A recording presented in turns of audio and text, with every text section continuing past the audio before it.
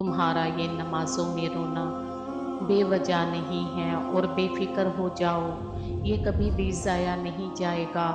जो आंसू अल्लाह के सामने बहाए जाते हैं वो उन्हें पानी से मोती बना देता है। जो भी खुद को उसके हवाले कर देता है वो उसे संभाल लेता है। बेशक रब खोई हुई मुस्कुराहटें वापस लौटाने पर कादिर है।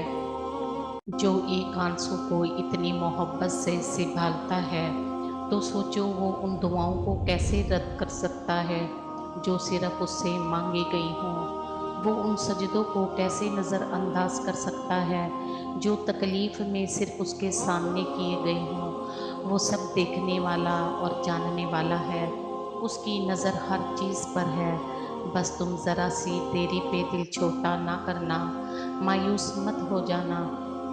बाज़ औक़ात मुझे वाज़िया समझ आती है कि अल्लाह मेरी पुकार सुनते हैं और किसी न किसी वसीले से मुझे जवाब भी देते हैं। मैं अपने रब की निगाह में हूँ, ये एहसास बहुत ही कमाल का है। अल्लाह वो मोहब्बत कभी अधूरी नहीं रहने देगा जिसके लिए इल्तिजा अर्श तक भिजवाई गई हो।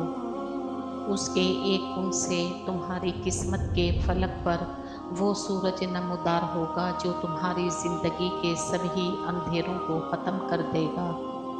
कमाल की बात है ना, अल्लाह एक है मगर वो हर एक का है।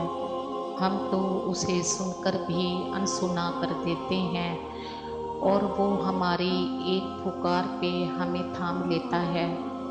इस कायनात में अल्लाह के सिवा कोई आपको हमेशा हर वक़्त और हर हाल में एक जैसा मैसर नहीं हो सकता। दुनिया की रंगीनियों में वो सुकून वो इत्मीनान कहाँ है जो घर के किसी छोटे से गोशे में सजदा रेज़ होने में है, बैठकर अल्लाह करीम को याद करने में है, उनसे बातें करने में है।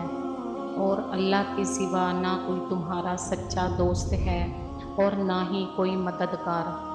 आँख की नमी बहुत बड़ी रहमत है, ये अल्लाह से आपका राब्ता बढ़ा देती है।